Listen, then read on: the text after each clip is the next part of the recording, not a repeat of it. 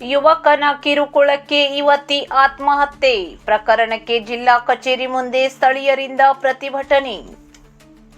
ಕಾರವಾರ ಸ್ಥಳೀಯ ಜೆಡಿಎಸ್ ಮುಖಂಡೆಯ ಪುತ್ರನ ಕಿರುಕುಳಕ್ಕೆ ಯುವತಿ ಆತ್ಮಹತ್ಯೆ ಪ್ರಕರಣ ದಿನದಿಂದ ದಿನಕ್ಕೆ ಕಾವು ಹೆಚ್ಚಾಗುತ್ತಲೇ ಇದೆ. ಬುಧವಾರ ಕಾರವಾರದ ಡಿಸಿ ಕಚೇರಿ ಮುಂದೆ ನಡೆದ ಪ್ರತಿಭಟನೆಯಲ್ಲಿ ಜಿಲ್ಲಾ ಆಡಳಿತಕ್ಕೆ ಸಾಲು ಸಾಲು ಪ್ರಶ್ನೆಗಳನ್ನು ಕೇಳಿ ಪ್ರತಿಭಟನಾಕಾರರು ಆಕ್ರೋಶ ವ್ಯಕ್ತಪಡಿಸಿದ್ದಾರೆ. ಈ ಕುರಿತು ವರದಿ ಇಲ್ಲಿದೆ ನೋಡಿ.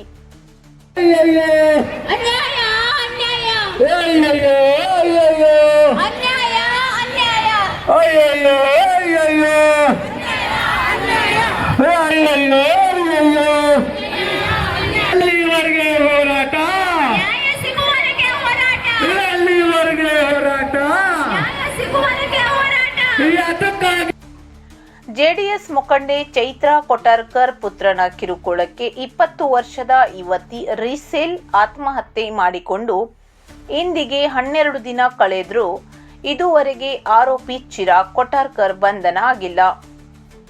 ಆರೋಪಿ ಬಂಧನ ವ್ಯತ್ಯಯ ಹಾಗೂ ಮರಣೋತ್ತರ ಪರೀಕ್ಷೆಯಲ್ಲಿನ ಲೋಪ ಆಗಿರುವುದನ್ನು ಖಂಡಿಸಿ ಕದ್ರಾ ಗ್ರಾಮಸ್ಥರು ಹಾಗೂ ಕ್ರಿಶ್ಚಿಯನ್ ಮುಖಂಡರು ಕಾರವಾರ ನಗರದ ಮಿತ್ರ ಸಮಾಜ ಸರ್ಕಲ್ನಿಂದ ಡಿಸಿ ಕಚೇರಿವರೆಗೆ ನಡೆದ ಪ್ರತಿಭಟನಾ ಮೆರವಣಿಗೆ ನಡೆಸಿದರು. ಪ್ರತಿಭಟನೆಯಲ್ಲಿ ಕಾರವಾರ ಶಾಸಕ ಸತೀಶ್ ಶೈಲ್ ಕೂಡ ಬೆಂಬಲ ವ್ಯಕ್ತಪಡಿಸಿದರು.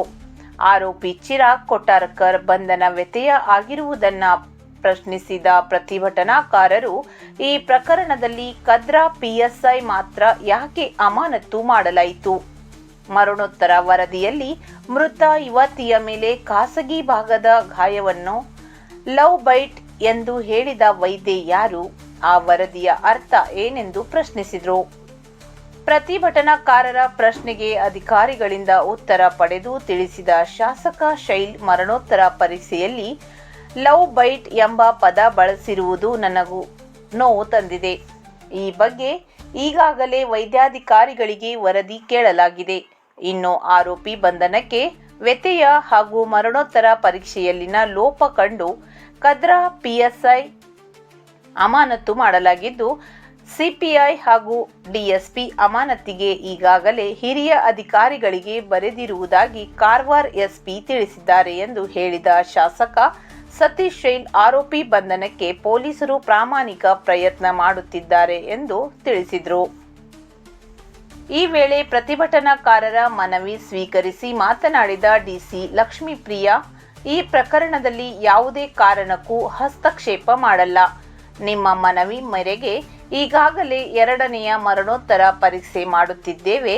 ಇನ್ನು ಆರೋಪಿ ಬಂಧನ ವಿಚಾರದಲ್ಲಿ ಐಜಿಪಿ ಕೂಡ ಕೆಲಸ ಮಾಡುತ್ತಿದ್ದು, ಆದಷ್ಟು ಬೇಗ ಆರೋಪಿ ಬಂಧನ ಮಾಡ್ತೀವಿ ಎಂದು ತಿಳಿಸಿದರು. ಇತ್ತ ಕಾರವಾರದಲ್ಲಿ ಪ್ರತಿಭಟನೆ ನಡೆಯುತ್ತಿರುವಾಗಲೇ ಅತ್ತ ಕದ್ರಾದ ಸೆಂಟ್ ಆಂಥೋನಿ ರುದ್ರಭೂಮಿಯಲ್ಲಿ ರೀಶೇಲಳ ಮೃತದೇಹ ಹೊರತೆಗೆದು ಧಾರವಾಡ ಮತ್ತು ಮಂಗಳೂರು ಪ್ರತ್ಯೇಕ ತಂಡದಿಂದ ಶಾಂಪಲ್ ಕಲೆಕ್ಟ್ ಮಾಡಲಾಗಿದೆ.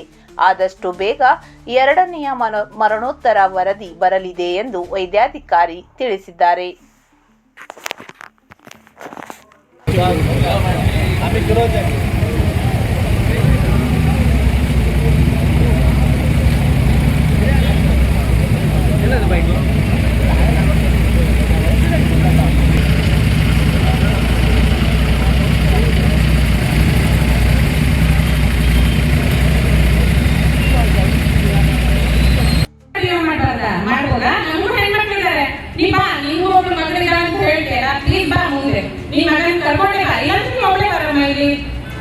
ಗಿಫ್ಟ್ಸ್ಗೆ ನಿನ್ನ ಮಗ ಮಾಡಿರೋ ಅವಳಿಗೆ ಹಣೆಬರಕ್ಕೆ ಏನ್ ಸಂಬಂಧ ಅಂತ ಕೇಳ್ತೀವಿ. ಹಾರ್ದಿಕ ಸ್ವಾಗತ ಕೇಳ್ತಿದ್ರೆ ನಮ್ಮೆಲ್ಲರೂ ಮೆಚ್ಚಿಸಿ 2 ಮಾತಾಡಬೇಕಂತ ಮಾತಾಡಿ.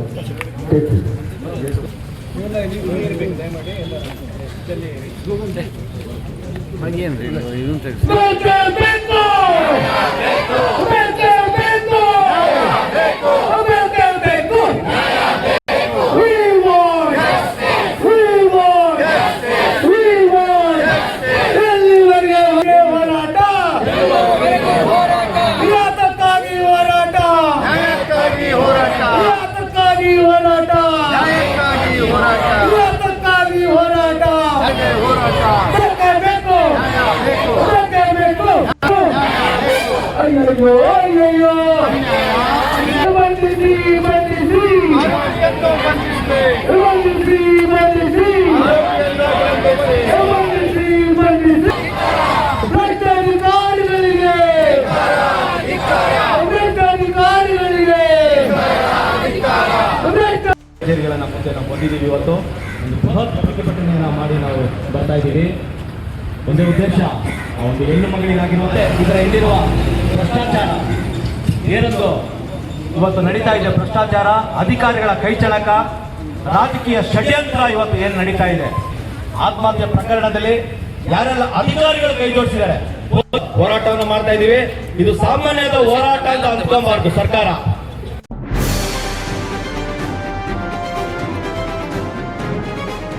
ಇದು ಖಾಲಿ ಡಿಜಿಟಲ್ ವಾಹಿನಿ, ಸತ್ಯ ಮತ್ತು ಸ್ಪಷ್ಟ ಸುದ್ದಿ.